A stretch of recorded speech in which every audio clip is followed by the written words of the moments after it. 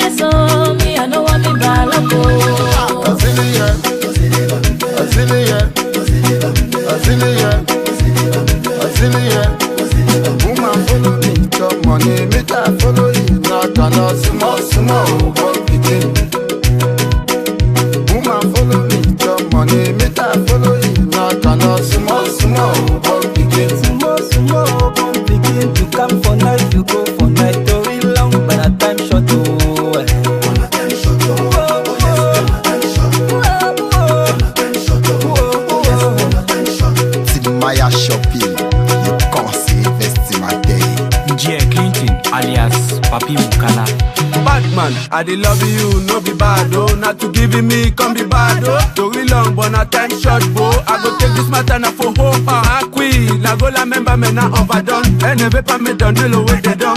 Alors que moi je suis un homme fort, qui vit dans le way they done, boom. One see me way, was a duma, bottom belly. One see me way, was a duma, yerima, avo come.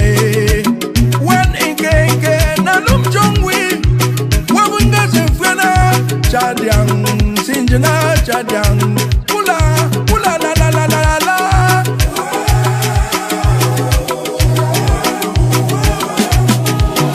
Uju, uju, ufang tongoni mene. Ugohonda, ufang tongoni mene. Uju, uju, ufang tongoni mene. Ugohonda, no.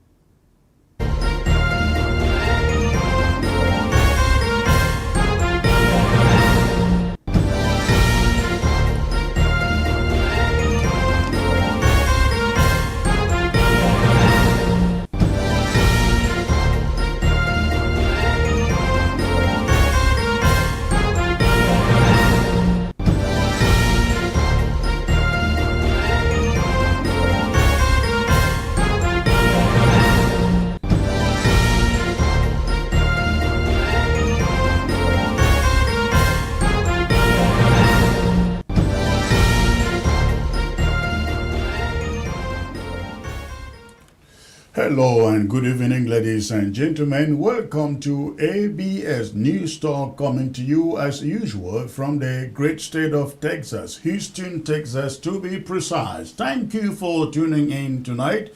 I'd like to welcome all of you from the Federal Republic of Amazonia. Of course, I also like to welcome all of you watching from neighboring La République du Cameroon. And if you are tuning in from Europe, thank you for joining. For those of you in the continental USA, it's a privilege as usual to come to you. Please do me the favor, go ahead, hit that share button and let everybody know. The anchor man is not just live, he is alive. You can see, this is not AI, this is Chris Anu. I bring you one subject for discussion tonight, and I will be releasing that very, very soon. But for the moment, I'd like you to stay put as I come back to you in less than a minute. Stay put. ABS can help you reach your target audience like never before. Advertising on ABS, you'll benefit from our extensive reach and dedicated viewership. We offer special advertising packages during primetime slots and popular shows. You'll also be featured on our social media platforms, reaching an even wider audience. Don't miss out on this opportunity. Take your business to the next level. The West lectures the world about democracy, then it bankrolls dictators. It condemns oppression, then it congratulates stolen elections. In this book, The Hypocrisy of the West, veteran journalist Chris Anu exposes the double standards that define modern global politics. From Africa to the Middle East and beyond, Western powers present themselves as champions of freedom, while quietly propping up tyranny in the name of stability and strategic interest. This book pulls back the curtain. Why dictators are rewarded after rigged elections. How human rights become optional when power is at stake. Why some wars provoke outrage and others silence. How selective justice shapes the global order. Written in a bold, direct, and uncompromising voice, The Hypocrisy of the West is not a theory, it is a reckoning. It challenges official narratives, names uncomfortable truths, and forces readers to confront a world governed by convenience, not principle. You should read this book if you have ever questioned why some dictators are sanctioned while others are celebrated. Get your copy of The Hypocrisy of the West today on Amazon. Read it, question everything, then decide where you stand.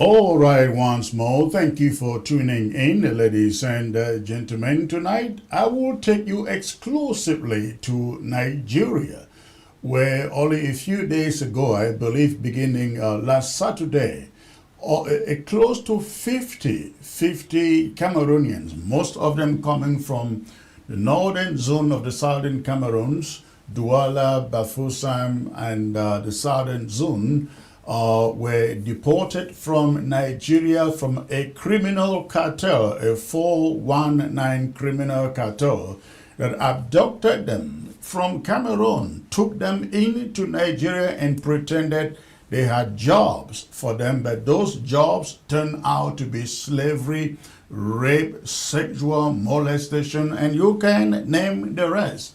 But the good thing is there are some Cameroonians out there within the Nigerian community who have taken up the responsibility of fighting for their own. And tonight, having brought you this subject exclusively the other day, I have somebody here joining me who has been at the center of these at the center of effort at releasing these abductees back to their homeland in Amazonia and Cameroon. Now, before I take you into my talking point for this story, I'd like you to take a look. I'd like you to take a look at these unfortunate Ambazonians, Cameroonians, who left homeland to look for greener pastures. They were promised lucrative job positions in Nigeria, in West Africa, and out of Africa, some in South Africa. But it turned out it was a bait. It was a bait to lure them into the dragnet of a criminal cartel that is dotted all over Nigeria, in Port Harcourt, in Lagos, in the Abeokuta, in Ogun State. And so take a look at this. The images that you are about to see were taken only yesterday, and this was in preparation for the repatriation to Cameroon. Take a look, ladies and gentlemen. 27th of January 2026, we are at Immigration Head Office, Abeokuta Command. So we are doing this video to send to the family so that they should contribute money for their going back to Cameroon tomorrow. Look here. Raise your head up. Remove your cap. Raise your head up. Hey, face front. Raise it up. Look here. Go back for that side. Look up.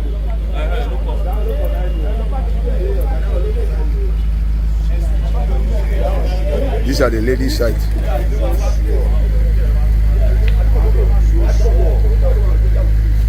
Una check it. Fix your head.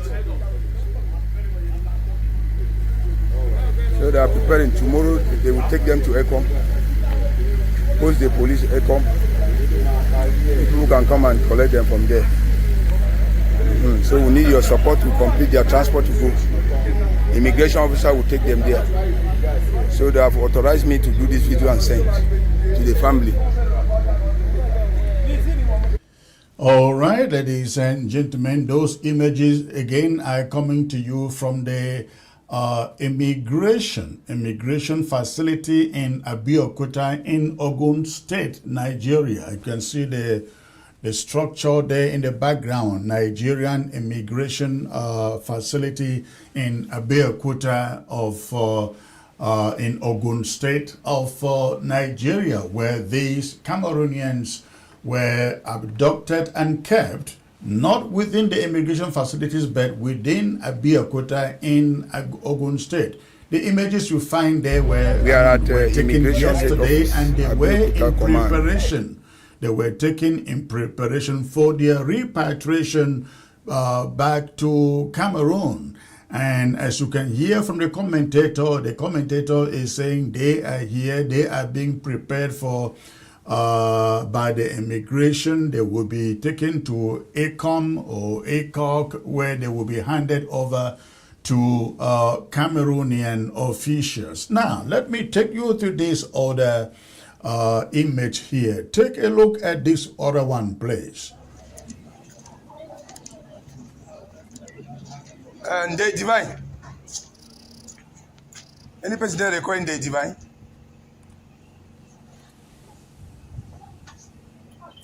That will be the divine. Come. Now, ladies and gentlemen, look at the population. Look at the number of people, food to leave Cameroon to Nigeria for some job opportunities somewhere. That is a huge number of people. Again, they were there in the immigration facility for documentation and eventual repatriation to the border between Nigeria and Cameroon in the Ecom and ACOC. I think this was again taken yesterday. And as we speak, as I come to you, these abductees, the victims, they are now somewhere, I believe, in the ACOC or Ecom under the custody of Cameroon security forces for onward transmission to their families. And so that is the story there. These boys have been rescued thanks to one gentleman who has put his own life online to rescue them in collaboration with other Cameroonians within the Nigerian community to get them back to Cameroon. Before I bring him to explain what is happening here, let me take you to my monologue on this subject. Ladies and gentlemen, let me take you to the monologue on These are the ladies' subject before I bring in my guests. Please put the script out there so I can see. All right. So this is my monologue, and after my monologue, I will bring in my guests. A petition recently submitted by the National Association of Cameroonian Communities in Nigeria, NACACOM, the acronym of it. The petition has laid bare the operations of a well-organized criminal network allegedly operating in Nigeria and across parts of West Africa, responsible for the abduction, exploitation, and extortion of hundreds of Cameroonians. The petition alleges that the network has ensnared victims through fraudulent job offers, false promises of migration opportunities, and online recruitment schemes that ultimately lead to abduction, forced confinement, sexual exploitation, and sustained ransom demands. Victims are reportedly stripped of their resources, their health in degrading conditions, and compelled to repeatedly extort their own families back home for their own freedom. While many of the victims only regained their freedom as recently as last week or this week, ladies and gentlemen, community leaders insist the operation has been ongoing for well over a year, largely unchecked. According to the October 15, 2024 petition addressed to the Assistant Inspector General of Police in Lagos, Nigeria, criminal syndicates recruit Cameroonian nationals, often online or by phone, by advertising lucrative employment or travel opportunities. Victims are asked to pay advance fees to secure jobs, visas, or travel arrangements. Once payment is made or victims physically arrive in Nigeria, the fraud escalates. Additional fabricated requirements are introduced by the cartel, each accompanied by new demands for more money. Eventually, many more victims are abducted and held under duress, forced to call relatives to arrange for ransom payments in Nigeria. Even after ransoms are paid, victims are frequently not released. For women, the abuses are even more disturbing. The petition alleges cases of rape, sexual assault, and forced sexual exploitation, sometimes continuing even after families have paid ransom for their release. The Cameroonian community further claims that some Nigerian police officers have been complicit, allegedly collecting money on behalf of these criminal networks or turning a blind eye to their activities, the cartel activities. The criminal model described reflects a dangerous evolution of so-called advance fee fraud, historically known in the Nigerian parlance as 419. What once relied primarily on deception and financial theft has now moved into violent organized crime, blending fraud with kidnapping, trafficking, and forced detention. Victims are lured with hope, trapped through debt and coercion, and then physically restrained until families pay repeated ransoms, often draining their life savings. The community leaders now estimate that at least 500 Cameroonians have been adopted by these cartels between 2024 and 2025. Some managed to escape during raids or rescue operations. Others remain unaccounted for. This month, January, nearly 50 Cameroonians as of today were rescued in Ogun State, Nigeria, following coordinated operations targeting suspected scam syndicates and their confinements. Community-sponsored repatriation efforts by Cameroonians began last Saturday, with another batch of more than 25 victims dispatched only today. Similar operations have uncovered parallel networks elsewhere in the region. In Ghana, police have dismantled job scams and cybercrime rings, rescuing victims forced into online fraud after being promised legitimate employment. In Ivory Coast, more than 30 West Africans were rescued in 2025 after being trafficked and exploited through fake job offers. Together, these cases point to a regional criminal ecosystem thriving on porous borders, economic desperation, and weak accountability. Yet, even after rescue, a deeply troubling reality awaits many of the victims.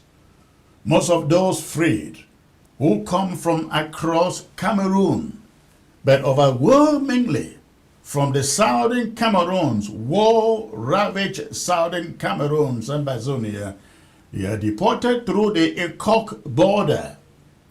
There, they are handed over to Cameroonian security forces. And instead of receiving immediate assistance, the victims are held in detention or custody until we are told relatives physically travel to Ekok to pay additional fees to secure their release. The official explanation given is that families must come to prevent the victims from returning to Nigeria. While verification and reintegration may be understandable, the requirement that traumatized victims be effectively ransomed again by their own state raises serious ethical and legal questions.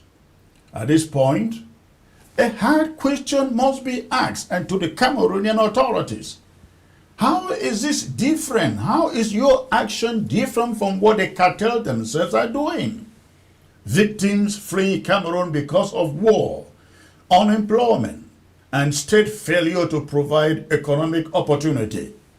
They are deceived, they are abducted and extorted in Nigeria. Only, ladies and gentlemen, to be detained again upon return and release only after another payment is made, this time to state authorities in Cameroon. What a shame. So what happens if no relatives show up or can afford the money to come to Ekok and release them?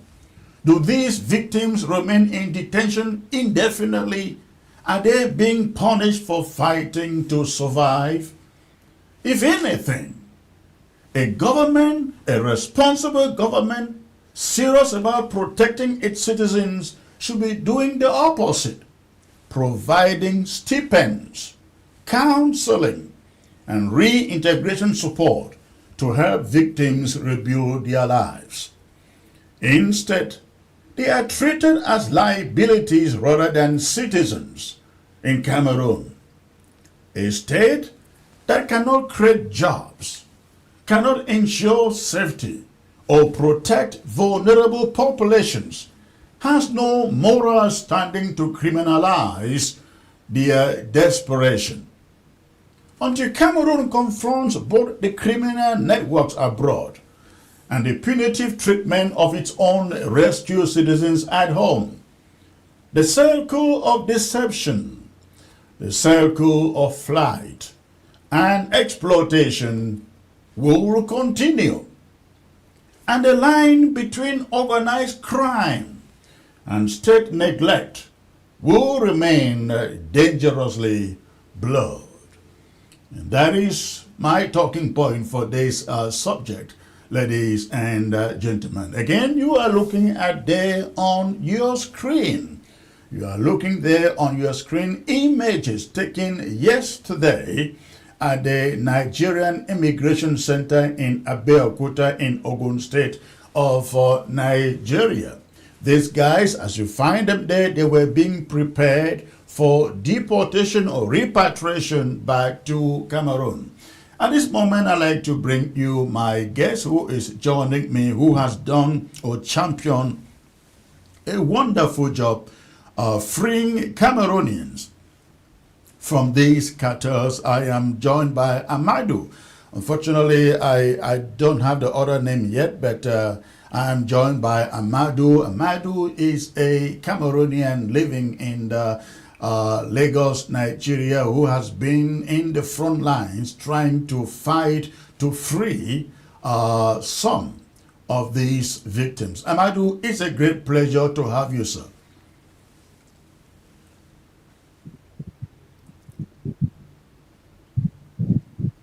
Amadou, can you hear me? Yeah, good evening, sir. Thank you. Thank you. Good evening. It's a great pleasure to have you. And first of all, thank you for what you are doing out there in Nigeria in helping to free your people from the hands of these criminal cartels in Nigeria. Now, my understanding is that these cartels are dotted all over Nigeria. I've heard of Port Harcourt, I've heard of Lagos, I've heard of Abeokuta. Now, where is the biggest concentration of these criminals as far as you know? Is it Abeokuta? Is it Lagos? Is it Port Harcourt? Yeah, good evening, sir. Thank you. I will first of all greet my fellow brothers in Cameroon, and I will take permission from my Royal Highness Kangapo II of Baba One, who is my grandfather, who is also my mentor, who also teach me to do humanitarian work for Africans everywhere. For anybody, if you see somebody who is in need of help, you should assist. So most of these people, they are based in Lagos in Aja, Yeah. then Ogun State in Mowe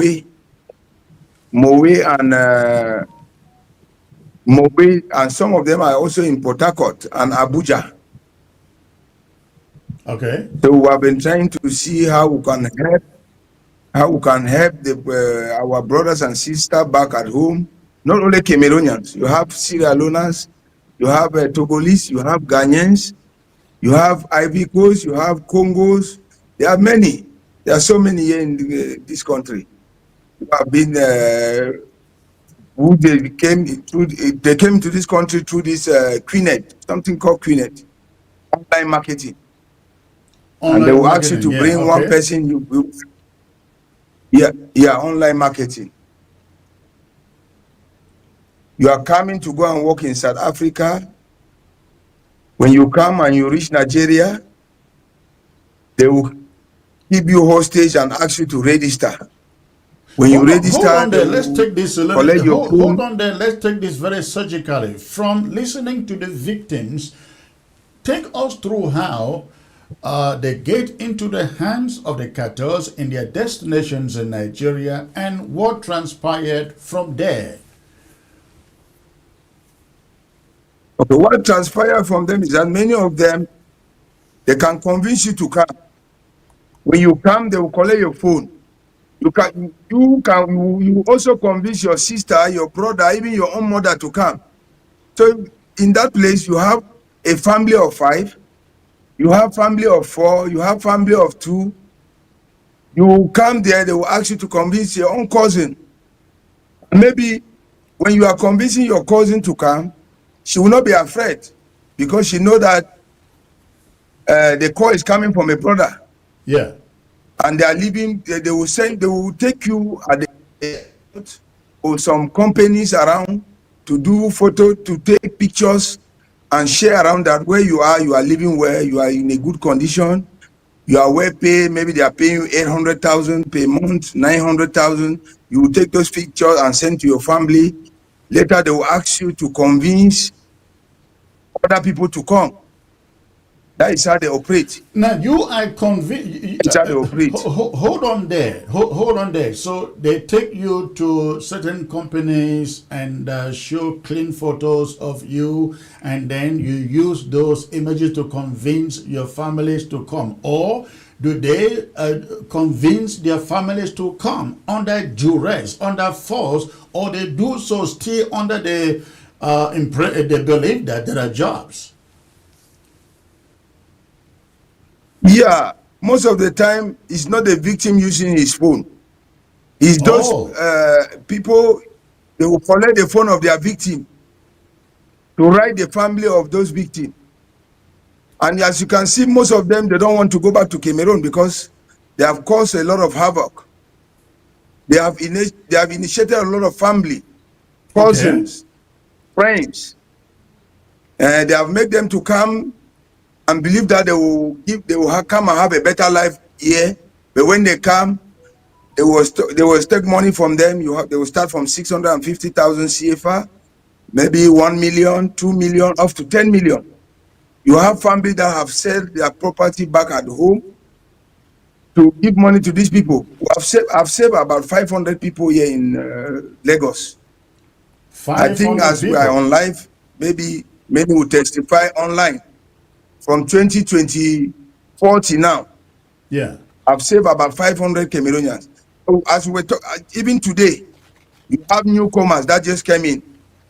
Luckily that they fell in our hands, and we try to convince them to go back. They will not believe us because those people, I don't even know if they use black magic for these people. Yeah. This one that will rescue, they are refusing to go back to Cameroon. We hired a vehicle yesterday, they refused to go. And if you see where they live in Lagos, it's horrible. These ones we are seeing here, they sleep you the hire best a floor. vehicle for them to let them go back to, they refuse to go.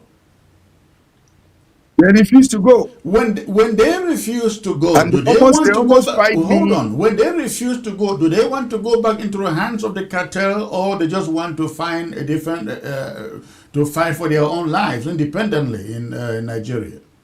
They want to go back in the hands of those cartels because those people make them believe that in 5 years' time they will be a billionaire, not even a millionaire. So when you are asking somebody to go back, he will say, I've been in this country for 2 years. I'm waiting 3 years to be a billionaire.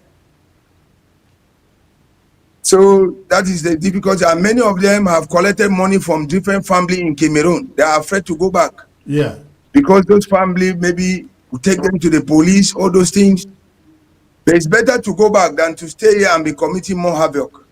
Because as long as they are still in Nigeria, more family will be in pain.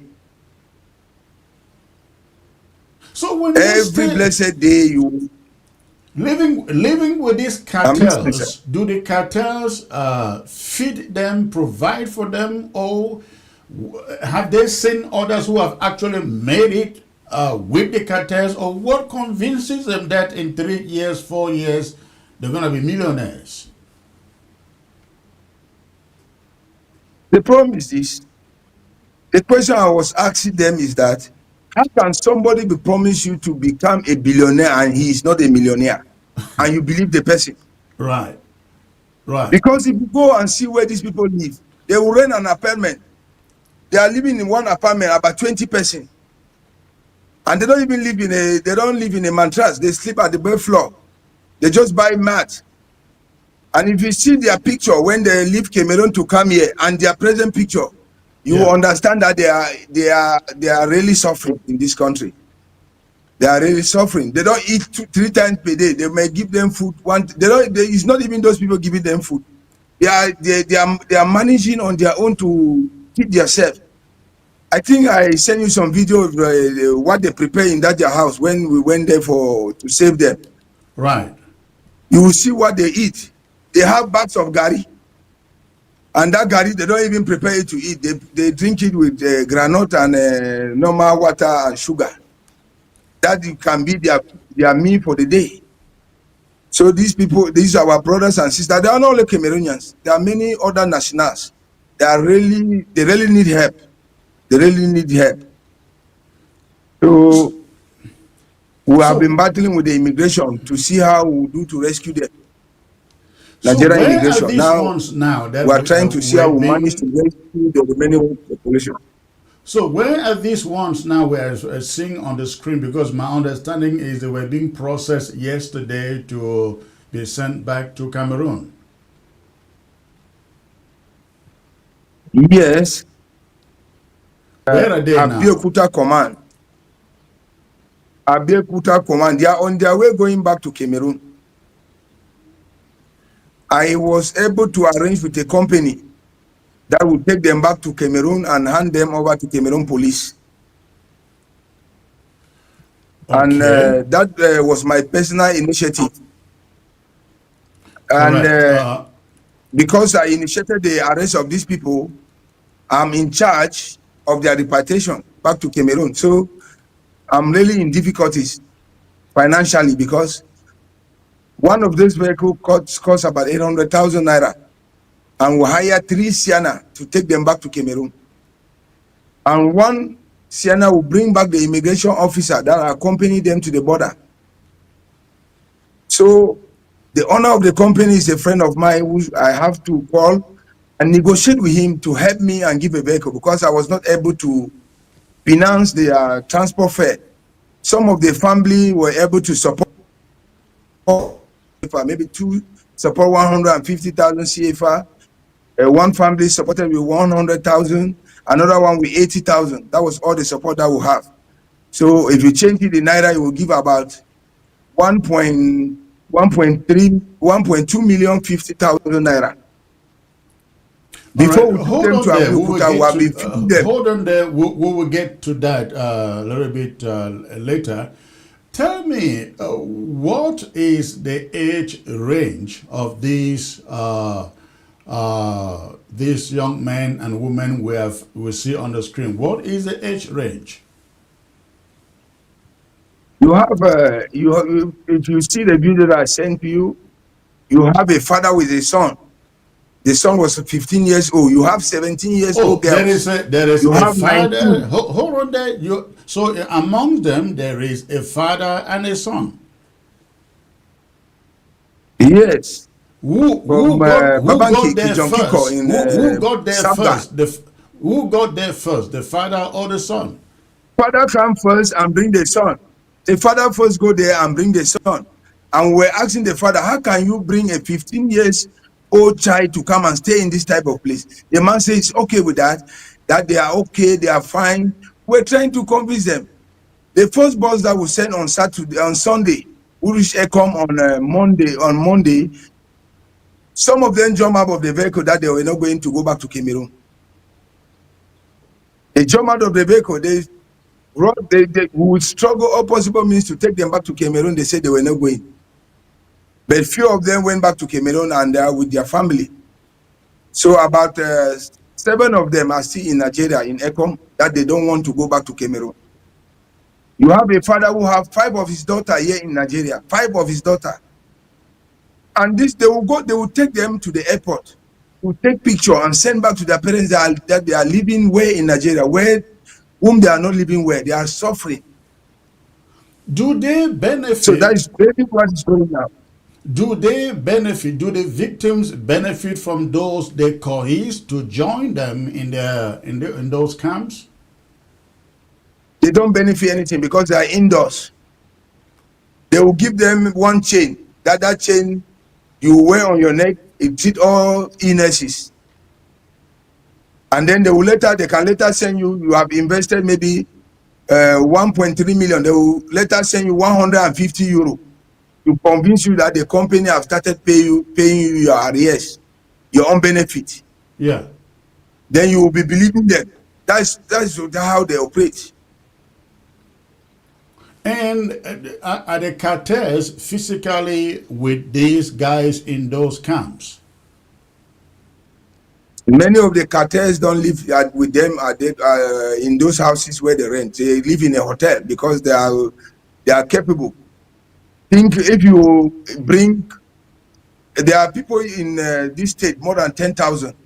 So if you just check 600,000 times 10,000. That is 600,000 francs, CFA. Yes, francs CFA. Times 10,000 people. 600,000 is about 1.5 million naira or 1.4 million naira. If you check it times 10, you see that these guys make a lot of money. For those who are wondering the equivalent of it in the dollars, 600,000 CFA franc, I would say is $1,000 in the States. Dollars, yeah. Yeah. So these guys make a lot of money. Most of them launch in hotels, guest houses. Right. While they are victims, they rent apartment for them with this mat. They put mat on the floor with this light mattress. The light mattress. I think you have the videos of those light mattress I sent you. Yes, we have some of those videos. Let's see, the technician can put them on screen. Yeah, we saw those videos with with them sleeping on floors. Yes. So now, how many in the course of rescuing these guys has the Nigerian police been able to arrest any of the cartel members? Yeah, I will arrest some of the cartel members on the petition I sent to you, and he was later charged to court. I did not have the capacity to continue the matter because I was fighting them as an individual, not as a government or as a country. Mm-hmm. I did not have that capacity to continue the case, so I withdraw myself from the case. Mm-hmm. All right, hold on there. Let us listen to this victim a bit and hear what she is saying. I'm from... Your name? I'm Precious. What? I'm Precious. Mm-hmm. From where? From Douala. The same name? Your complete name now? Precious.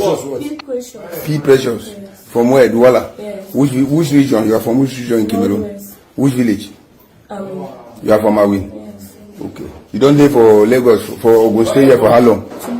2 months. Who carry you come? My sister. Yes. How much they collect them for you? Who's one your sister? I don't know. As I go put from church, I don't know. How much they collect them for you time you come here? I don't know now my sister. Okay, now she pay. Your sister dey She here? dey here. She be there. I don't know where she be. As I go put from church. That fat one. Where she going there? I don't know. I go put from church. She meet me. Your name, how long you don't dey play with come for Cameroon? 7 months. Then from Cambe. From Cambe. Prosper. Prosper who? Shamu. Made a start again. From where? You come pass from my back. From Cambe also. From Cambe also? Yes. Look here. How long you don't dey here? Tata who? Eh? Severin from where? Udiku. Cambe. Where in Bamenda? Old Town. Okay. What's your name? Abongu Valentine. From where? From Bawanki. Kijon Kitingo. You? Cambe. Myself. Your village? You. Which village? You. Abongu from Bawanki. Abongi from Kabangan. All right, all right. Amado, looking at these images and listening to their testimonies there, do they receive, apart from the ones in the white 150 euro that is given to them, do they have something doing within the city? They don't have anything doing. That is why you see they have changed. They don't have anything doing. They don't have any source of income. What they will do is only to convince and take pictures to fool their family that they are living well in Nigeria, for them to send money for them to, even the money, when they will send the money to them, they will not be the one to receive the money. It's those leaders, those cartel members that will receive the money. Yeah. If you see the cartel member, they live very well. They live luxurious life. Why they are suffering? They are suffering where they are. And as you are seeing them here, none of them want to go back to Cameroon. None of them. I have received a lot of insult from them. They even posted my picture on Facebook that I'm the one kidnapping them, that they were living well in Nigeria, and I've come to kidnap them to take them back to Cameroon. I have my picture is running on Facebook that I'm the one kidnapping them. So you can see the number. This is just one of the camp. Yeah. So see if they have about 400 people in one camp, and they have about 10 of these camp in this very particular locality in Mowe. What are we looking here? Did you say this is a camp? I thought this is a processing facility for migration. No, this is a camp. We will surprise them here with police officers. Oh. This is a camp. This is not the immigration. This is a camp. They were there in the morning doing prayer, and they were lecturing them how to scam people. You bring two people, bring two people will bring two people. You back up your underline, all those one or two things. That's how they operate. And many of these victims, they are not the one using their phone. They are not the one using their phones. These people will use their phone to communicate with their family. As you are seeing them here like this, you will call video call with their own family, with their father. They will not want to talk with their father when they were arrested. They will not want, they will insult their parents. They don't even want to, they don't respect anybody as you are seeing them here like this. They are violent. So what we are looking at here on the screen is the indoctrination camp where they receive instructions. Yes, this is one of their documentation camp. This is in Mowe. This is quite interesting. And this one is where? And this one is where? Mowe in Ogun State. This one is Mowe, Ogun State. Yeah. I mean, this is a lot of people. Now, I guess there are other nationalities among them. Yeah, this one, but 80% of them there were Cameroonians. 80%. And you see, when you come there, you ask, where are you from? They will like that they are not from Cameroon. They will say they are from Togo. I'm from, I see that those people have already brainwashed them. That when you even try to come to save them, they will refuse that they are not Cameroonian. Because most of the victims here are Cameroonians. Most of the victims are Cameroonians. 70% of the victims of these people are Cameroonian. You also have Nigerians there from different states. They will bring Nigerians from different states. Yeah. So Nigerians are also victims, not only Cameroonians. You have Nigerians from different states. They can convince you will come from Kanu, that you are coming to work in a good company in Lagos. When you come, it's online marketing. They don't even give you any product to go and sell. There's nothing that they are selling. They are just indoors. They will rent abandoned buildings. Do they give them computers to work on? There is no computer. There is, as you are seeing them there, that is their office. That is their camp. So how are they doing this so-called online marketing? They say it's online marketing. That is why we were asking them. Okay, for example, we ask a francophone man, you are a French-speaking Cameroonian. You don't know to speak English. How do you say on people in Nigeria, why you don't speak English? They will tell you that non, j'ai fait le marché en ligne. J'ai fait le marché en ligne. Et quand tu vois les photos qu'ils ont envoyé les photos à leurs familles, ils vont les amener à l'aéroport, on les donne les habits déportés. C'est comme ils vivent bien au Nigeria, alors qu'ils ne vivent pas bien. Ils vont faire ces photos, envoyer à leur famille, et la famille va aller prêter l'argent dans les réunions pour les envoyer, que les enfants vont aller faire le truc au Canada, ils vont aller faire le truc. La société les a donné un truc d'aller faire au Canada, soit en Afrique du Sud, soit en Europe.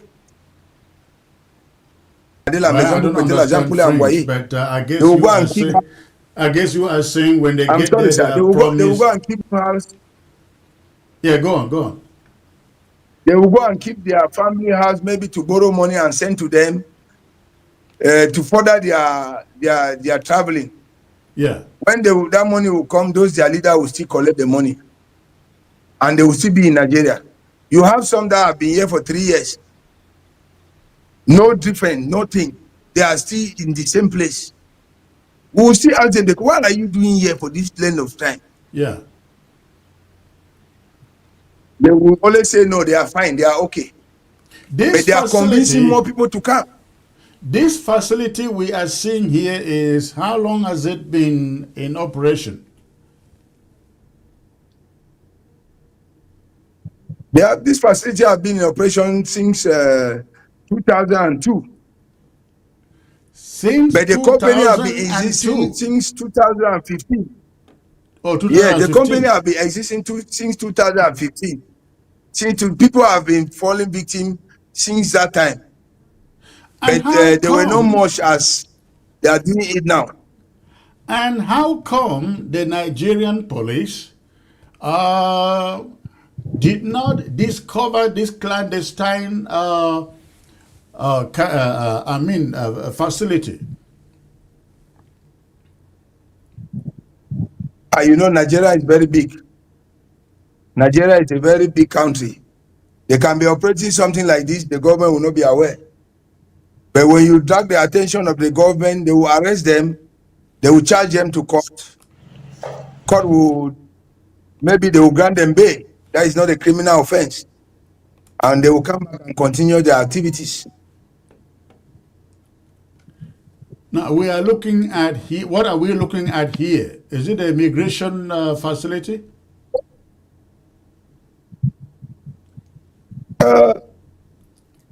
What I will only advise here is just that most of these videos were taken to educate more Cameroonians so that they should not fall victim. Not only Cameroonians, many African countries. Yeah. Because it's getting out of hand. It's getting out of hand.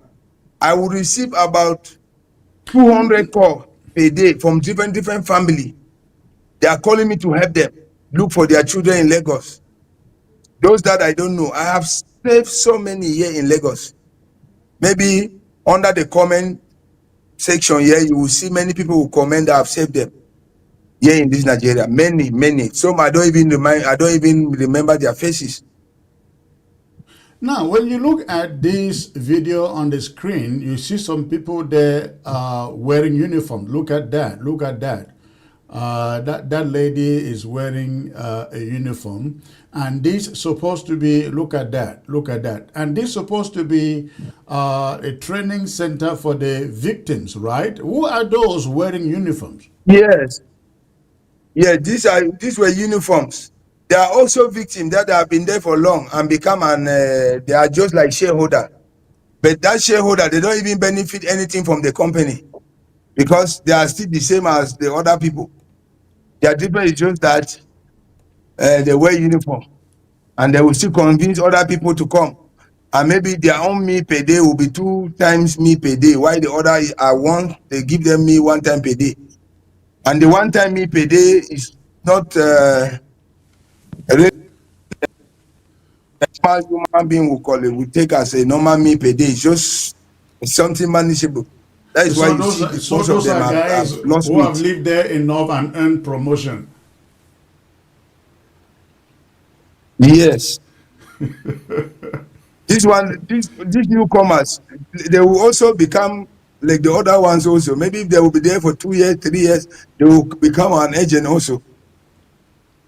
Now, I was made to understand that they are taking the repatriation process, they are taken to the border and they are held at the border on the Cameroonian side until their parents or their family members physically show up to bail them from going back to Nigeria. Explain to me that particular part of the process. Yes, that was a negotiation we were trying to negotiate with our Cameroon police, so that if the Nigeria immigration bring the remaining ones, they should hand them to Cameroon police, so that their family can come and bail them, take them back home, and advise them not to come back. Because the family when they are in Nigeria, their parents will call them. They will lie to their parents that they are not in Nigeria, that they are in South Africa. Most of them lied. Okay. Most of them, they are ashamed. They are ashamed to go back to Cameroon because they have already lied to their family that they are in Europe, they are abroad, they are in South Africa. Why they are not abroad, they are here in Ogun State in Nigeria. So that's why most of them don't want to go back. So this money that should be paid to the Cameroonian security on the other side of the border, what is it for?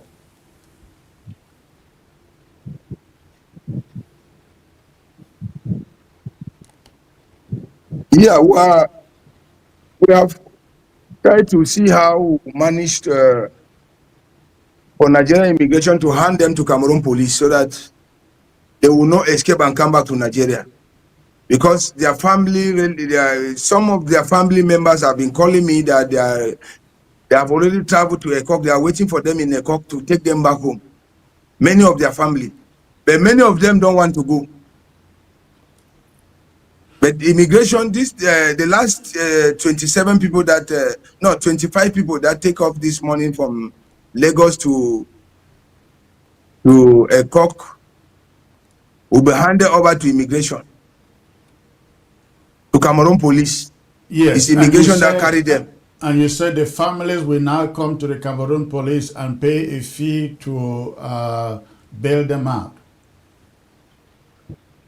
Yes, because the money we spent was personal money. Was not none of them. Just few family members supported their transport fare to go back to Cameroon because we were having difficulty of feeding them since this operation started Friday night.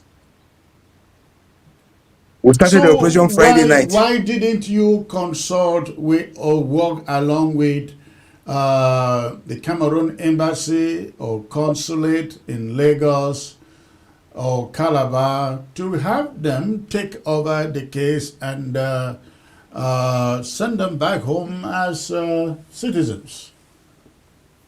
Why did you have to put out your own money, personal money, to embark on it? Many of them have been complaining that some of those that I've heard before will come to me that they were in the consulate and there is no budget for this particular event. There's no budget. So if you are going there, you are on your own. The same petition I sent to you, I think maybe the consular will have another copy also. Yeah.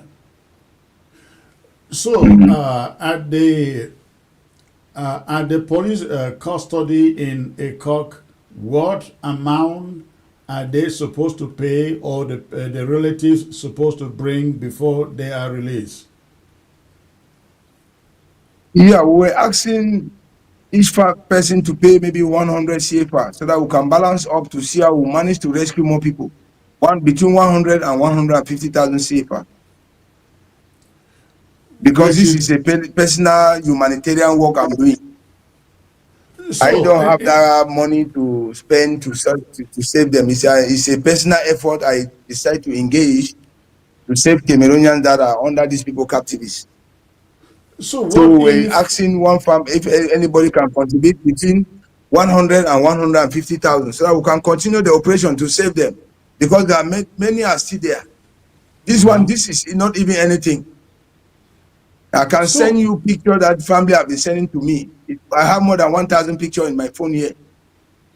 So what if the the families do not show up to bail them, or they can't afford anything to bail them, considering No, that it's they not already bail. sent out a It's lot. not bail. It's not bail. It's just contribution for their transport back to Cameroon. Not that it's bail money. It's not bail money. Contribution for transportation. Okay. So what if the parents or the relations cannot afford anything to let them leave a cock back to their destination? If they don't pay, they will allow them to go. If their family are there to take them, they will allow, I don't have any problem. I will just take it as my personal loss. Okay. So essentially what you are Because saying I've is... already... So essentially what you are saying is the money being collected in a cock isn't meant for the Cameroon security or the Cameroon government. It is for your it is to reimburse your operations. I'm just asking for support. If any, if government can support us or call the Nigerian authority, then they can do joint task force to save those Cameroonians. Me, I will be happy. I don't have any problem with them staying there. If they were staying there and living a good life, I will be happy. I will be happy to meet my Cameroon brother living in Nigeria, living well. My problem is that they are suffering there and they are fooling their parents back at home that they are okay. Why they are not okay? Now, So back what we only in need there, we need support to see how we manage to save them. yeah, back in Nigeria, which authorities are investigating these cartels? Is it the police? Is it the immigration? Who are those involved? All the services are aware of what is going on in this place. But sometimes you will not blame the Nigerian authority because they will arrest them. You will not force somebody to accept to go back to Cameroon. You will not force them. They will arrest them. They say no, they are fine there. They are fine. They say they don't have problem. That is the difficulties that Nigeria authority are going through. All of the different security, DSS, Nigerian police, immigration, civil defense, maybe vigilante, they are aware of what is going on those places. But the problem is our own brothers and sisters, they don't want to go back. They have arrested them so many times. You will deport them today, they will come back next week. That is the difficulties we are finding here. That is why we are trying to see if Cameroon government can do something with the Ekok police station, so that when they will deport them, Ekok police station will receive them, then keep them there. Maybe they can even hand them to their family, so that their family can take care of them, not to come back to Nigeria, to stop all this havoc they are causing. They also have this scam in Ghana, Togo, and Benin Republic. Right. And you also have the same, they also have another camp in Abuja, Port Harcourt, and Benin Republic here in Nigeria. Now you mentioned in your... So it's a very big cartel. You mentioned in your petition that no, you named in your petition some Nigerian police officers who are complicit and complicit in the plans. In other words, they work with the cartels. You also mentioned some names of people who are their agents in the Cameroon. Is anybody investigating these police officers and those complicit in Cameroon?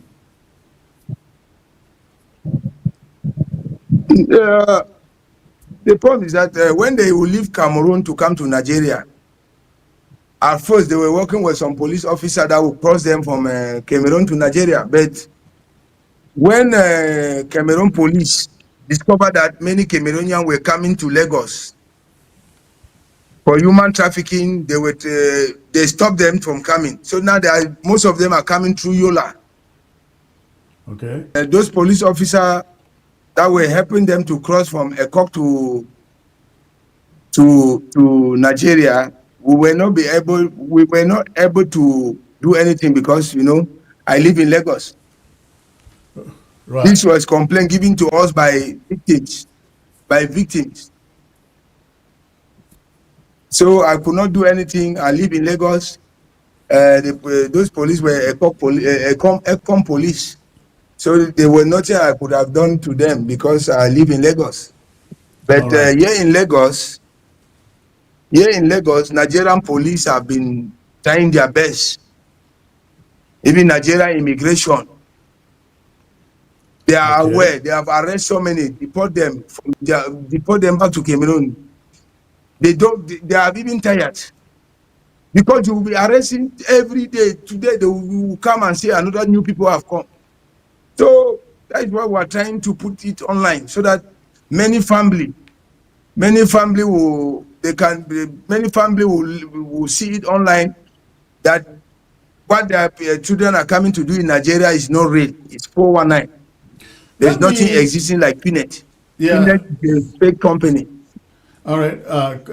Hold on there, Amadou. Let me bring in Sama Thomas, who is joining us on the show. If you may have any question for you. Sama, good to have you again, sir. Thank you for having me, Comrade Chris, and let me say hi to our brother from Lagos, Mr. Amadou, for the good job that he has been doing. And I don't really have any questions to ask him, but the thing I want to say is that there is something he said that these guys are lured into an internet trading scheme. Let me ask, all these guys that are lured into this internet trading business, how can you be introduced into an internet trading scheme, and by the end of the day, you find yourself being invited into Nigeria? From Nigeria, they say you will move from Nigeria to South Africa or wherever. Why don't you ask yourself, is it an internet business that I was to do, which I have to use my computer, no matter where I find myself in the world, I will still do the business?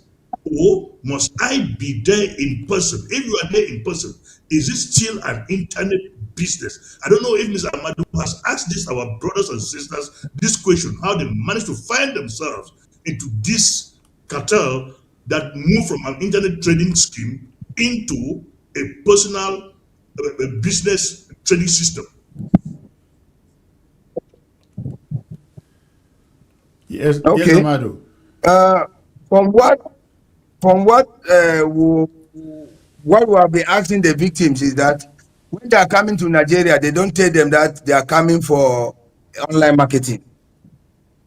Their advertisement they are doing is that you are coming to go to work in a company in South Africa, and that company have a branch in UK, Canada, Europe, and America. That when you come, you start working in South Africa, you'll be earning maybe 800,000 or 900,000 a monthly salary. But when you come and reach Nigeria, and they will also convince you that you can come with that passport. The company will take care of all your documentation. So when you come now, you reach Nigeria, they will ask you to register with 650,000. That is their start. They will ask you to register with 650,000. When you start register with that 650,000, they will now introduce you that online marketing. That you will bring two people will bring two people. When you work for a little time, you will be transferred to South Africa or Canada or America or Europe. That is how they will manage to convince. That is how they have been managed to deceive these our people. And there is nothing I would say here without saying that these people are using black magic. These people are using black magic because no human being with a human sense will stay in that type of a place for 1 month without running away and go back to your place. Right. I think you have the video of where they are living in Lagos. You have seen it with your own eyes. We surprised them there to take those videos. We took them on our way to make our African brothers to know that what these people are doing here is not real. If it was real, they cannot take you to go and take pictures to you on the airport to come and deceive your family. No genuine person that is doing a genuine business will carry you to buy you clothes to go and look for a good restaurant, for you to go and take picture and send to convince your family that you are living well while you are not living well. So that is their strategy. That is how they are using. That is the strategy they are using to convince their cousins, their own blood brothers, their own blood sisters, their own mother. You have family there with their mother. Wow. From Banso. Uh-huh. You have a lady, an educated nurse that abandoned herself where she's working in Banso to come here. And when she came, she later invited the mother. So I don't really think these people are really normal. I don't really think they are normal. They work on their normal sense. Because you cannot live in that type of place and people come to save you to go back to Cameroon and you don't want to go back. They are even fighting us.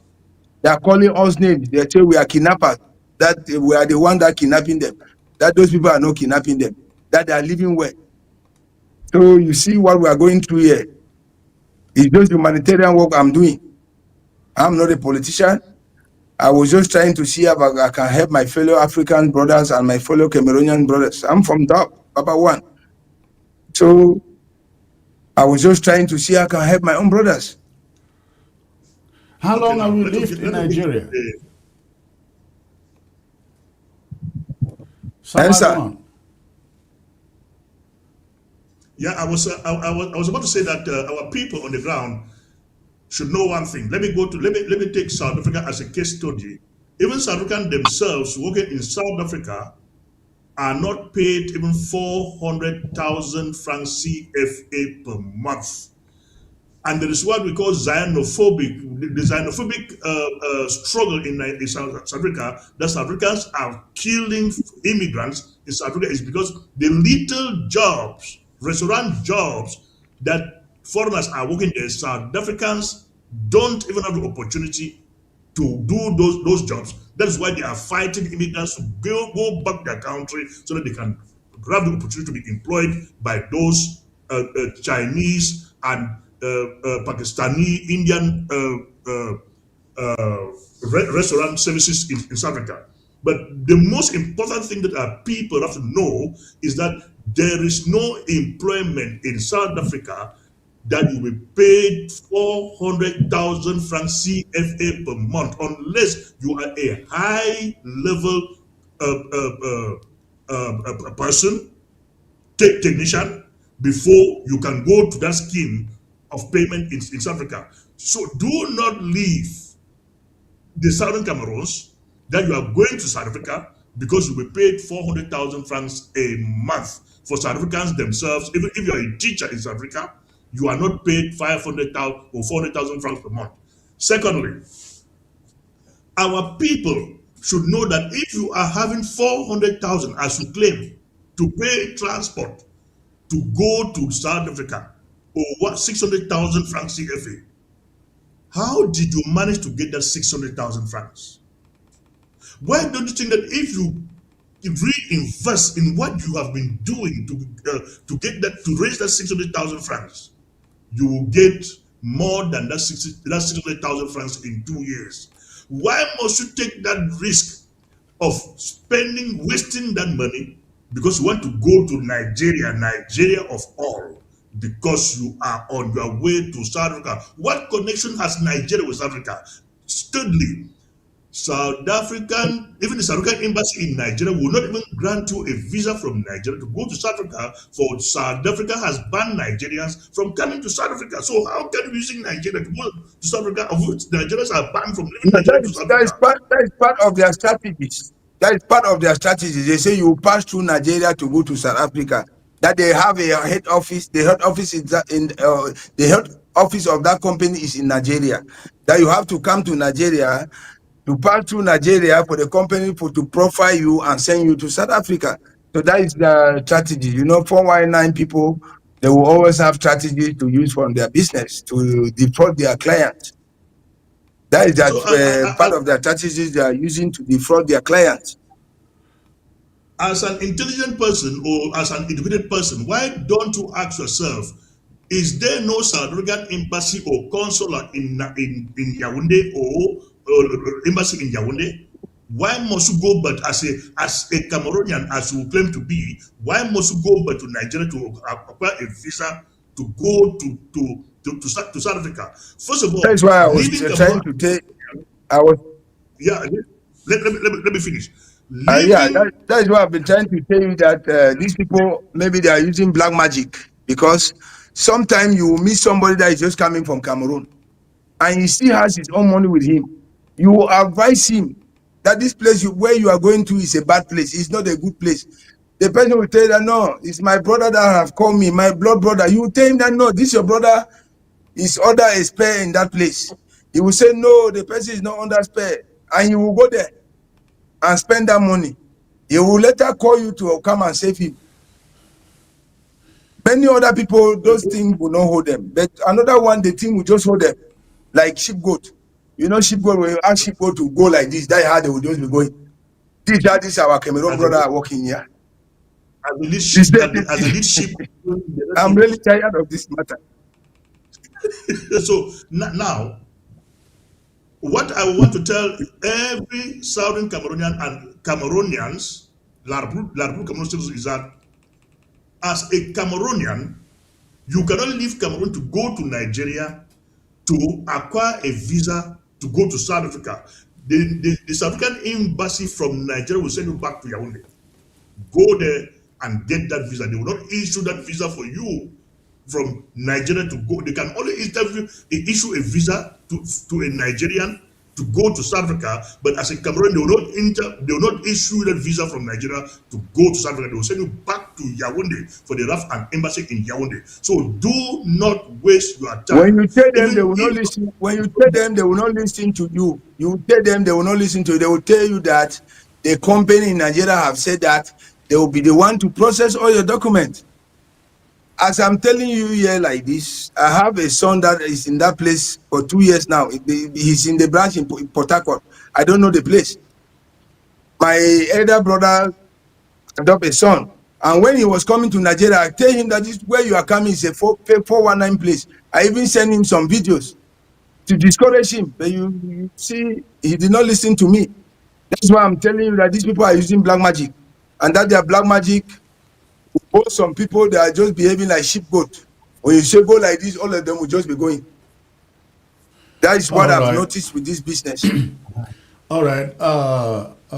Gentlemen, hold on there. We will take a brief break, and when I come back, we will open the phone lines for people who can support the operation you are carrying out in Nigeria and people who have questions who need answers. So please stay put.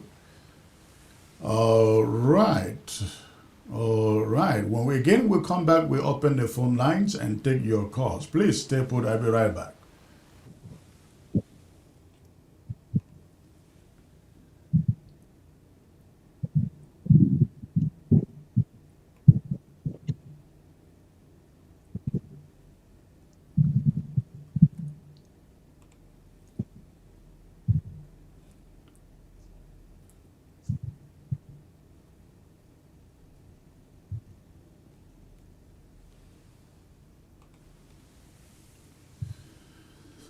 Okay, ladies and gentlemen, the phone line is open. Feel free to go ahead, call that number you find on your screen to ask any question from our guests and the panel. If you got one, the phone line is open. Before you call, make sure that the volume of your television set, as usual, is shut down and you focus on your phone. So please go ahead and call. The phone number is there on your screen. The phone number is on the screen. But let me go back to my guest here. What does it cost averagely? What does it cost averagely to repatriate one of these victims from Lagos back to Ekok?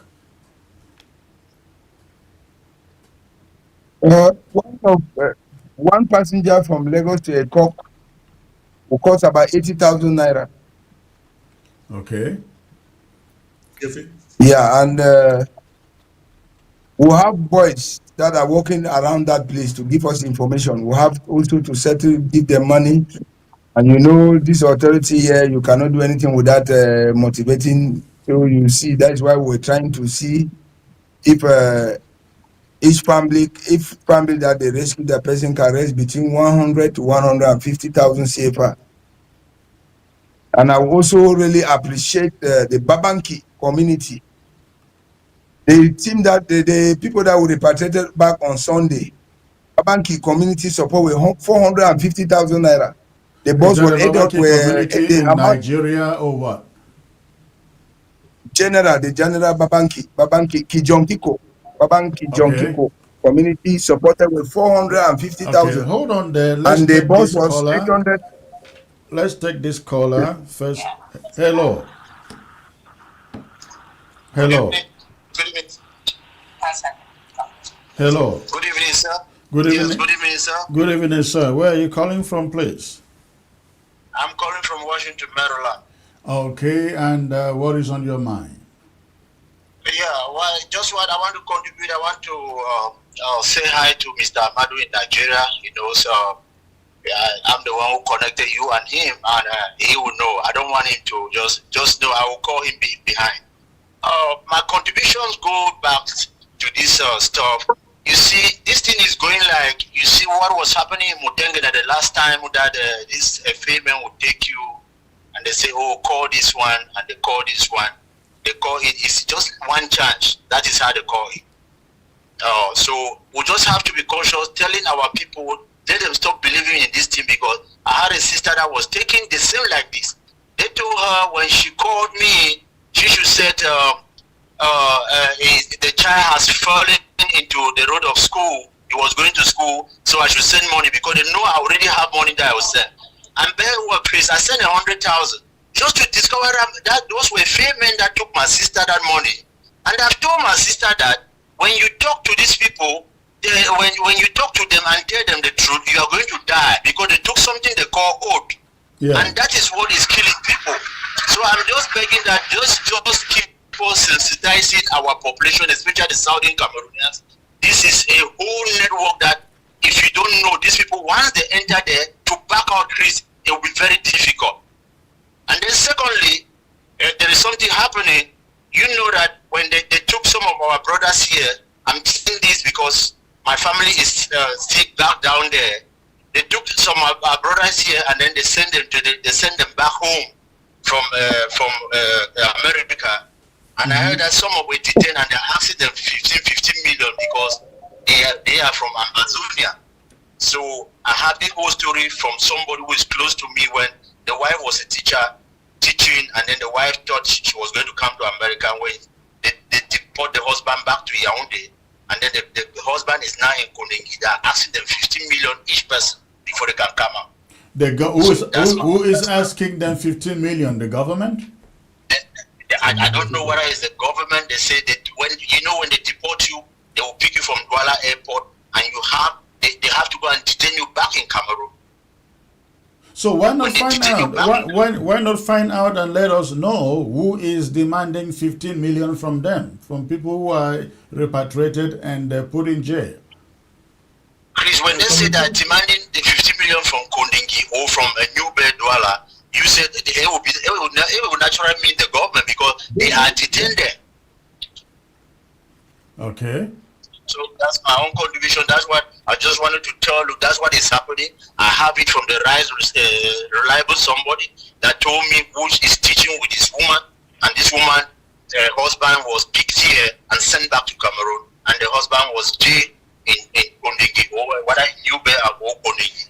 But they're asking them 15 million before they comes out.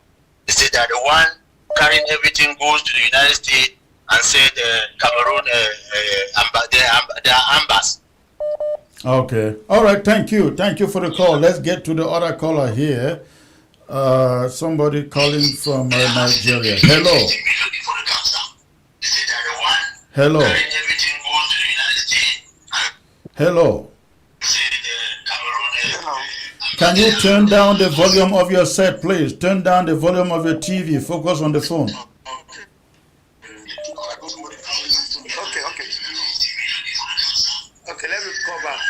Okay.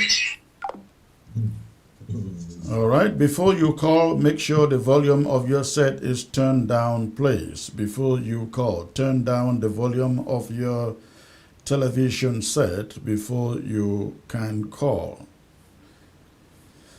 Oh, right. Sama, I think you were saying something. I saw you nodding your head when the caller there was speaking. Well, I was to support the fact that it is a lot of a big system that is extorting money from our people. Hold on there. Hold on there.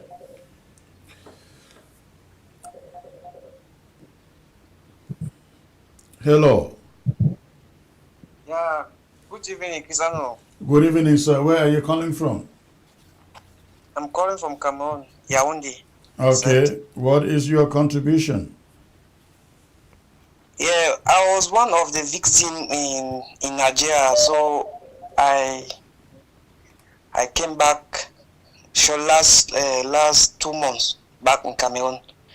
Because when I was there, they just as the Where were you? Where were you what location were you precisely? In Lagos. In Lagos. Okay. I was in Lagos. Yeah. I went there. I saw Cameroon. I said, hold on. Were you in the camp or you were living on your own? No, I was living with people, with Cameroonians. Most of the Cameroonians there, I was living with them. Okay, so, explain to us how you got there from Cameroon to Lagos. Exactly what their father was saying. That's how they get me here. So I was a wedding. So just I sent picture of what I was doing here in Cameroon. I sent everything. They asked me for my ID card. I snap it and I send. They tell me that they'll go and send to the embassy, and they'll go and see the big boss who's having the company, and the boss will talk with me. So now they go and give the phone to the big boss. I was now chatting with the boss, chatting onto what I was doing. They were sending me every pictures, every doors, windows, iron window gates, everything. So they tell me that they need me urgent. So let me be there urgent to come and work. OS OS I will miss the work. So this work was supposed to be where, in Nigeria or out of Nigeria? The dominant was in Cote d'Ivoire. So when I was expecting that I'll go in Cote d'Ivoire. So when I start moving, they tell me that let me take the road of Garoua.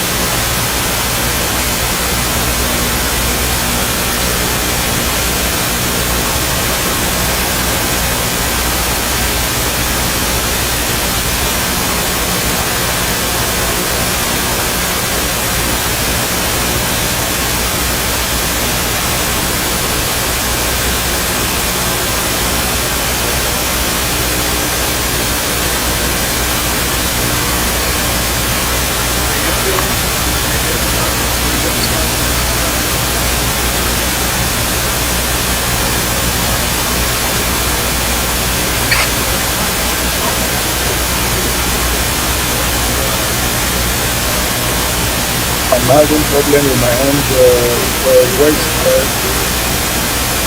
Not hearing you people anymore. The mic.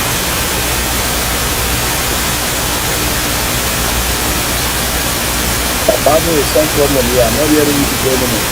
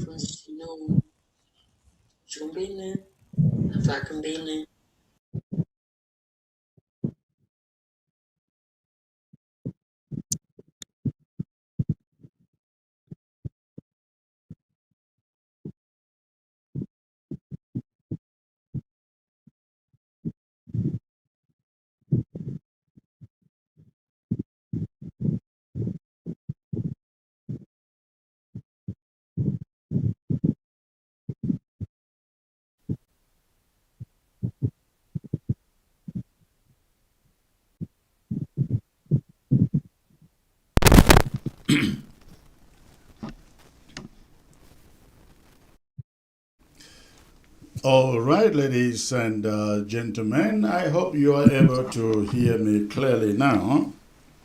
We had battery issues with my lapel mic and they went off, and now we are back live. I hope you can hear me. Let's get back to the phones. Hello. I think I lost that caller there. Okay, let's see. Hello. The phones are dropping. I don't know why. Again, you can go ahead and call. The number is there on your screen and the lines are open. I hope you can hear me now. Hello. Hello. Yeah, completely. I just want to contribute regarding to that issue in Nigeria. Okay, you can go on, please.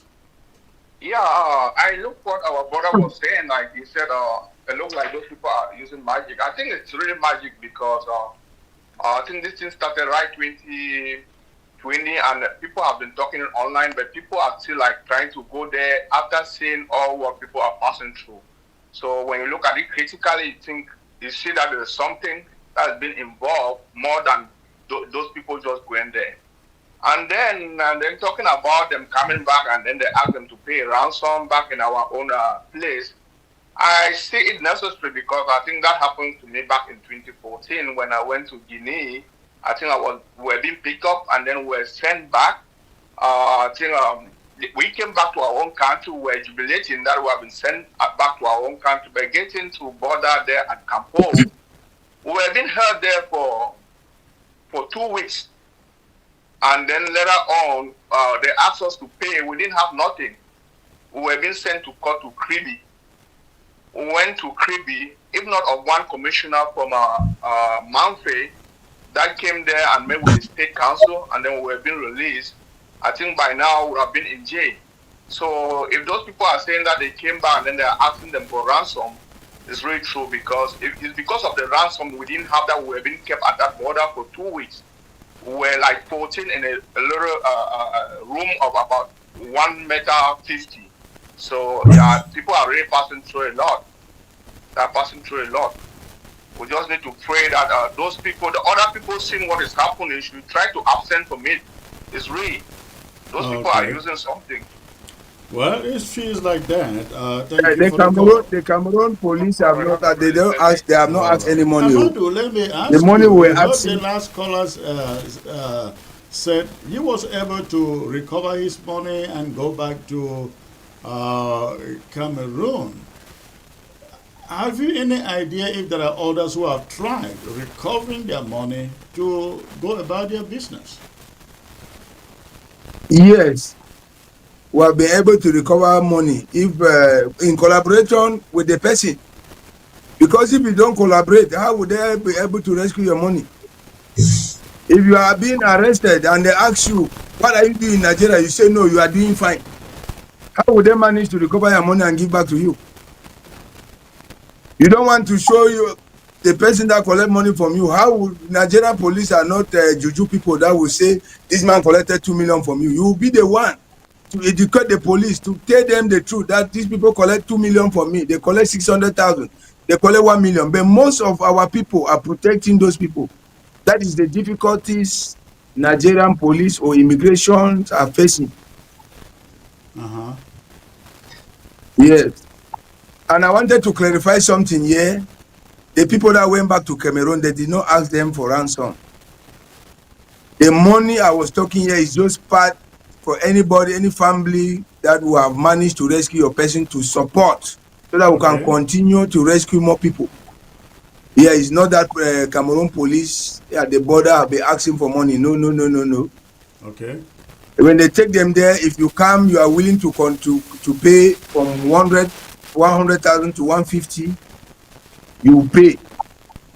That is part of support for the transport fare, because Nigerian immigration told us that if they want to follow the due process to deport them back to Cameroon, it will take long time. So if we are able to arrange to deport our people, they will give us the support of immigration officer to take them back to Cameroon. But if we want Nigeria government to take care, it will take long time for them to be deported, and feeding all those things, it will be more problem, and it will not help for their job. So that is why we were trying on our way to see if they can go back immediately. Okay.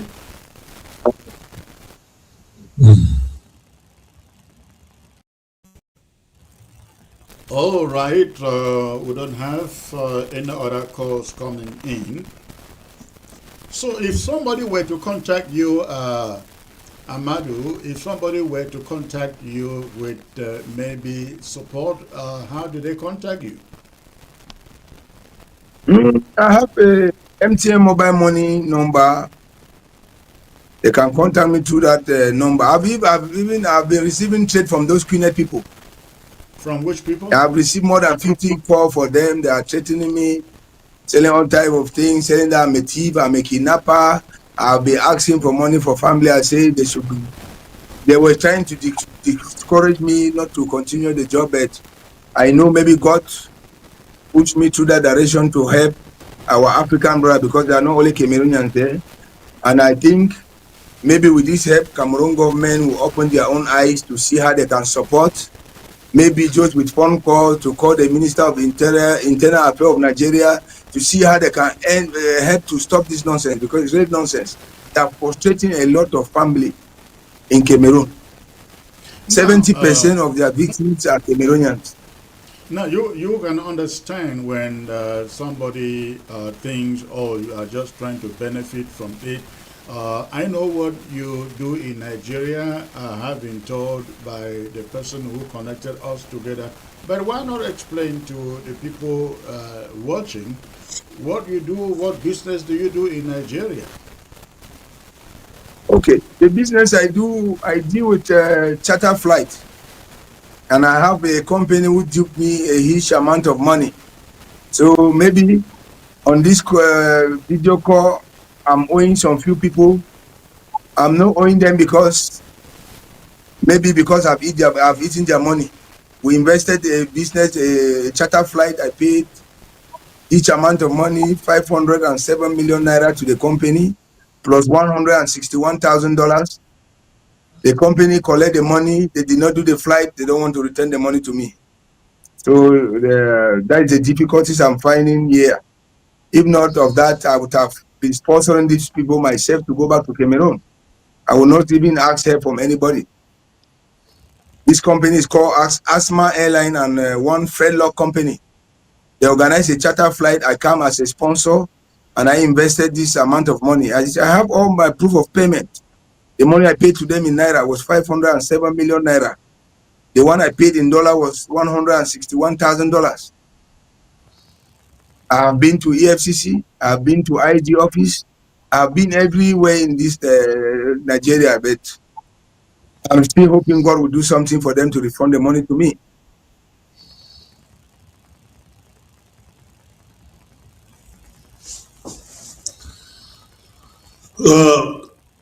Comrade Chris, we shouldn't forget that I think 419 is a law in Nigeria, which, as our brother earlier said, that if they take even some of these 419 guys in Nigeria to court, they'll say it's not a crime because 419 in Nigeria is a legal business. If you open yourself to be duped by these guys, the court will not jail them in prison because you've been duped. So beware. Going back to the Southern Cameroons, as Southern Cameroonians, we should be able to understand that La Republique has trained a bunch of kidnappers who call themselves soldiers and sent into Southern Cameroons to kidnap, loot, and extort from our people. So our people must be smart enough to always make sure they keep themselves out of harm's way from this vulture, I will call it, these vultures that have come to prey on us. Do not allow yourself to be preyed upon by these vultures. All right, let's get back to the phones. Hello. Yes, hello. Good evening, comrade. Please. Good evening, sir. Where are you calling from? Yes, I'm calling from Germany, from the heart of Europe. I watched the video of all those so-called victims in Nigeria. Yeah. And I found something very curious. You know, when you rescue people, people are very happy, they express joy, they are happy that they have been rescued. How come that all these young people that left to go and find some life out of Cameroon, out of Amazonia, Nigeria, they are not shouting and expressing joy and happy that somebody has come to rescue them, and sending them back to Cameroon to get into the ordeal of paying ransom and so on?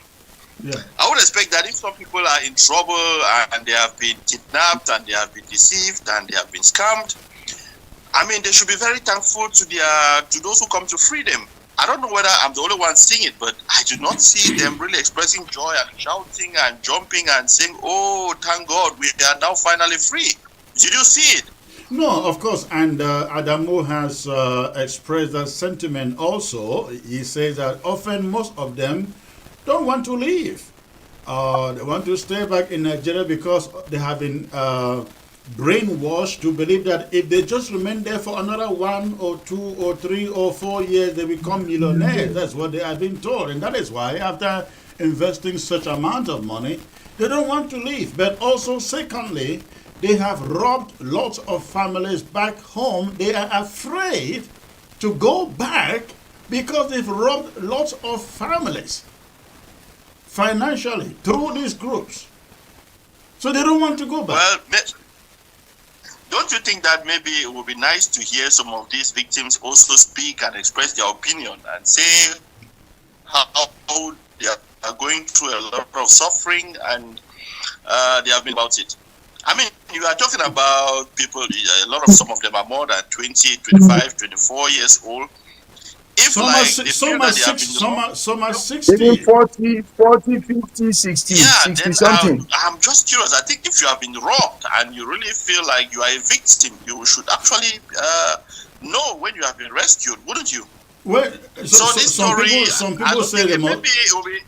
some people say perhaps there are some other powers involved, because nobody can it doesn't make sense that you are put in a camp and enslaved, and somebody or some people show up to rescue you, and you say, no, I just want to stay where I am.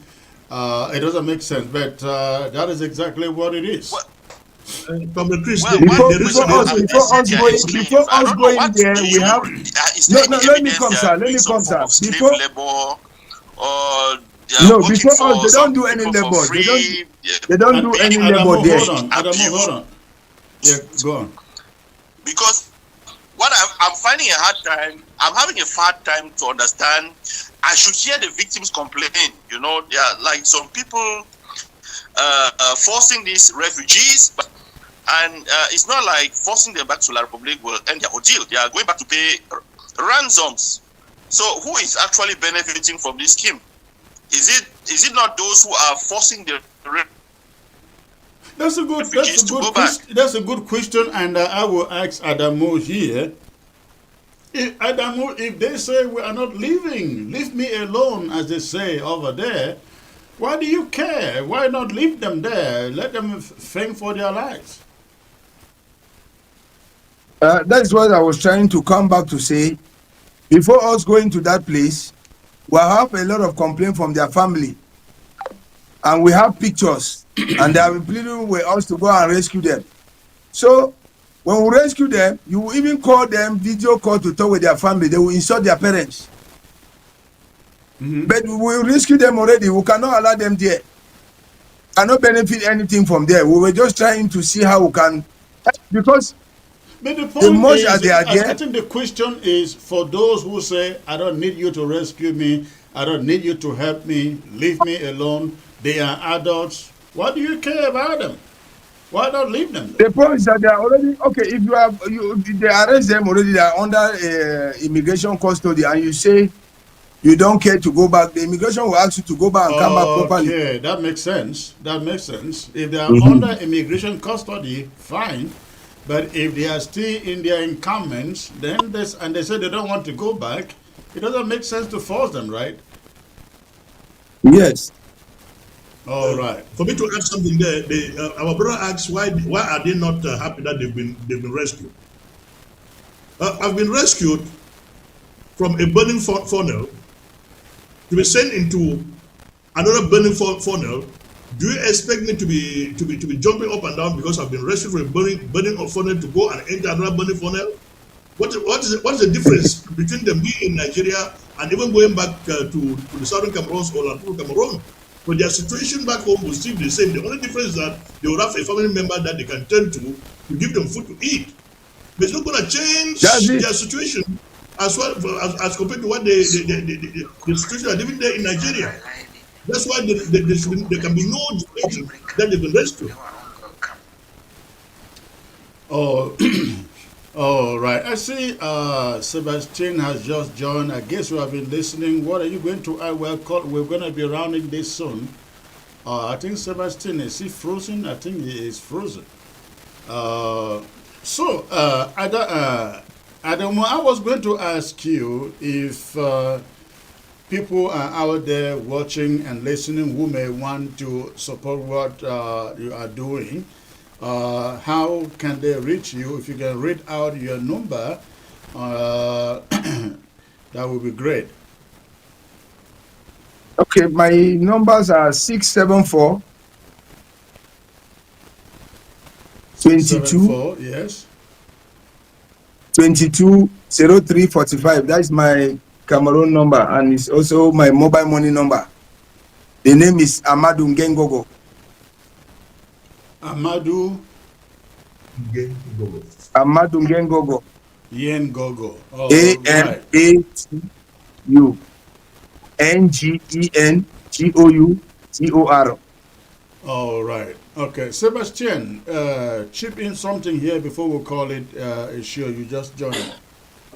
Hi, Comrade Chris. Hi, Adamo. Thanks for the good job you've been doing. Comrade Sama, I see you. Amadou. Sorry, Amadou. Amadou, thank you again for doing what you are doing, man. I mean, it's only few people that can understand what you are doing. I understand that some of these people don't want to go back. We may think that it is because some spiritual powers has been used on them, but trust me, I was a victim when I traveled to Dubai. When you think of the money you have borrowed from family members, when you think of the things you left behind there, and going back to Cameroon or going back to where you come from with no money is hell. I understand where they are. I mean, they can even be there for 10 years. Don't be surprised. Some people prefer to be there for 10 years than going back to face the struggle back in Cameroon. So whatever the case, we just have to, like I said in the other show, we just have to look for a way to educate these people. Amadou, if there's a way for us to pass through you to educate people that come to Nigeria, we will be happy. I think, someone said, a caller said, if there's a way for some of them to come and talk to Comrade Prince to come to the TV here, it is going to be a good thing. Because it is really, really sad. After the show of, I think 2 days ago, Mikey's sister called me and said it is so bad. The situation is so bad, and people are falling for this scam every day. Even as we speak, people are falling into this scam every day because they want to get a better living. They want to travel out of Cameroon. So people and their offices, like he said, their offices are in Bafusam and Douala. Comrade Chris, what we want to do is, if Amadou can help us get some numbers to those offices so that we can contact them directly, it will help us. Because we need to do everything to help these vulnerable people that are traveling to Nigeria. And I see 500 of them in the same place, it's hell. I remember one of them said the other day that when they were asked, I think it's Amadou that asked, what are you doing? They said they were doing network marketing. And that network marketing is exactly what Amadou was explaining. They lobby you, you go and lobby other family members and tell them, oh, if you bring 2 other family members, you're going to get this amount of money. And that is how the chain keeps on going. And at the end of the day, you don't see anything. Amadou, any response to that? Yes, what I will respond to that is that some of these people, they will come.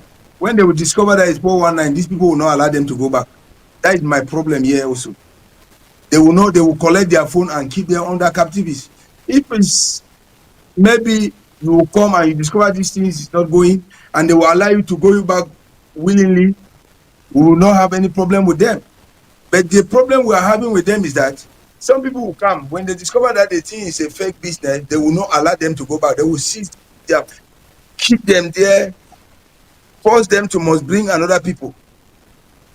So that is the thing I will even try to see who can advise the people. I know some of them are seeing us. If they can be doing fair play, those that want to stay and do their online marketing should stay willingly. Those that don't want to stay, they should allow them to go back. They should not force somebody to do what you don't want to do.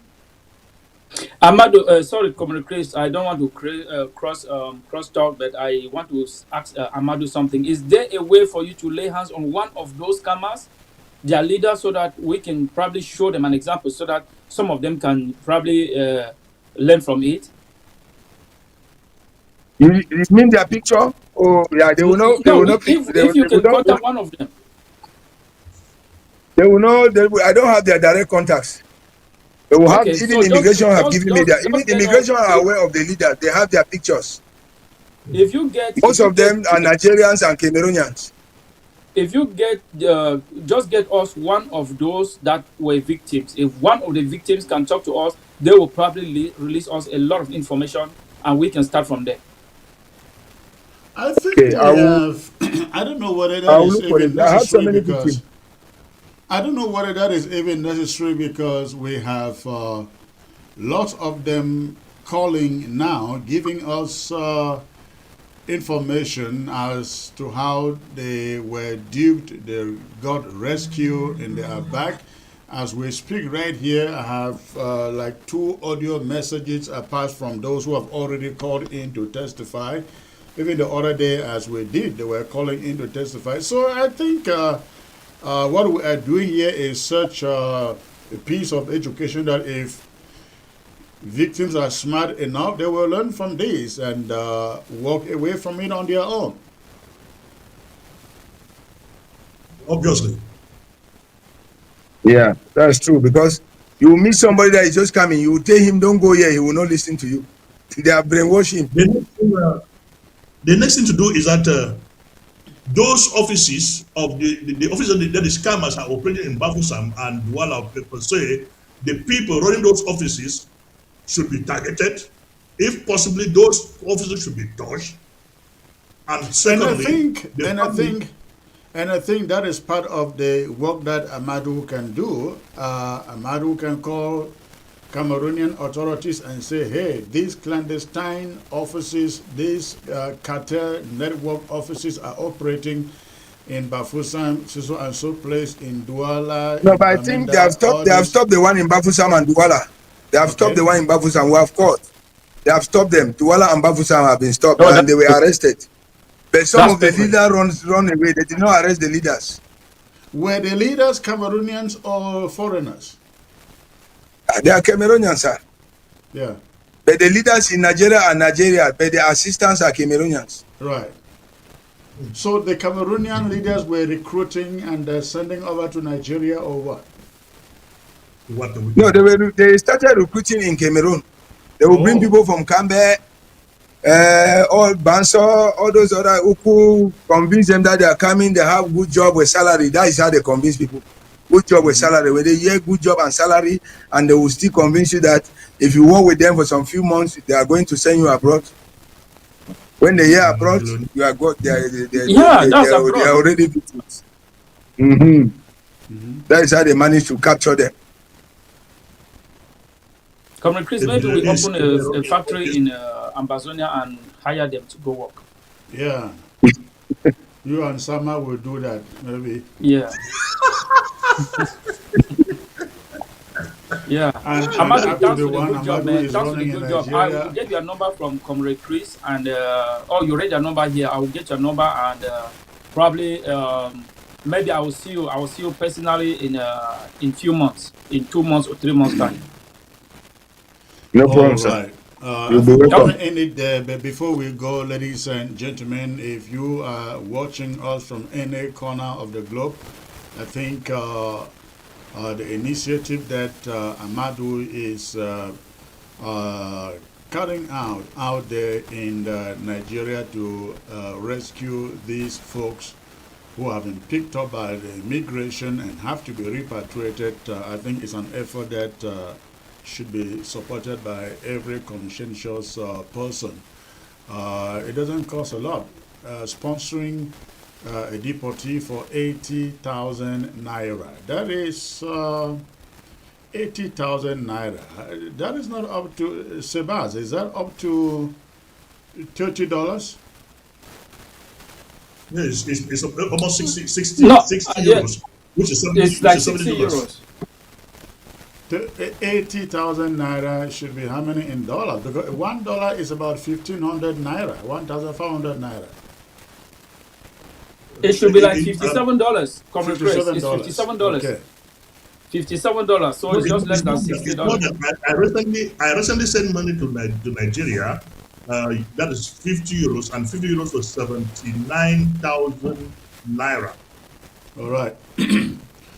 So please, I really like to encourage you out there, if you want to help some of these folks who are stranded in Nigeria and in the custody of Nigerian immigration officers, please reach out to me if you cannot find the contact number of Amadu, which you read here a few minutes ago. Reach out to me, send me a text message, and I will connect you guys together so you can talk with him and provide support for these rescue operations. Amadu, I don't know if you have any last word to say before we call it a night. Yeah, what I have to say is that I'm still pleading with my Cameroonian brothers and sisters that they should do a door-to-door meeting, advise our younger brothers and the elder one that they should stay away from online business. They should stay away from online dates, because even they have started another new style. They are using beautiful ladies to date people and convince them to still come. So just forget about all this online thing. Forget about work in Nigeria, work in South Africa. I would prefer you to stay in Cameroon than to come and suffer the way these people are suffering in that place. Maybe if you are coming to Nigeria for different things, you can come. But not this peanut thing. Not only Nigeria. Benin Republic, Togo, and Ghana. If you hear anything, Cote d'Ivoire, Burkina Faso, that you are going for work on any of those places, know that you are being scammed. And they are trying to bring a new strategy. But when we have that strategy, we will still come up and give the information, because they are changing strategy, because they know that everybody knows that peanut is Everybody's knowing about cleaners, so they will soon change their strategies. So when we have the new strategy, we will still come online to share, to help our brothers to not fall victim. All right. And I will also greet my grandfather, His Royal Highness Wekangapo, the second of Baba One. He's the one that inspires me to do what I'm doing. He said I should help people when I have the means to help. All right. Thank you very much, Amadou, for joining the show from Nigeria. Please keep me updated with whatever happens. I appreciate your coming on the show today. It's a lot of sacrifice. Thank you, sir. You are welcome. All right, Comrade Sama and Sebastian, it was great to have you. If you have any last word, go on, please. What I will say, Comrade Chris, thank you for having me in this show today to share my little opinion that I have in mind. My plea goes to the parents or family members of our young ones in Nigeria that are trapped into this type of scam. Please, we know you guys have lost a great deal of money, even selling family property to send them there. But when they come back, embrace them with two hands and help them to rehabilitate them into the family and and help them back to start off something back home. Nothing of going out to Nigeria, particularly Nigeria or any part of Africa, to search for greener pastures. It does not exist. Please do not allow your loved ones to go out for such a scheme.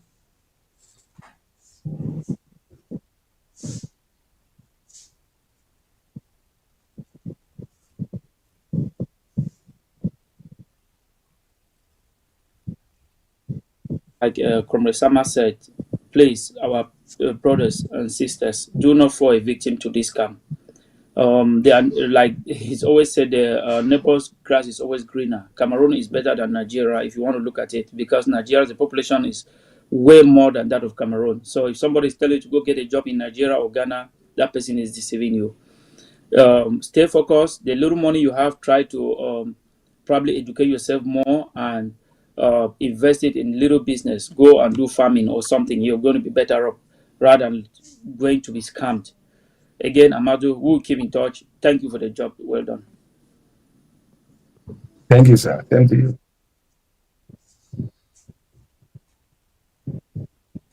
You're on mute, Comrade Chris. You're on mute.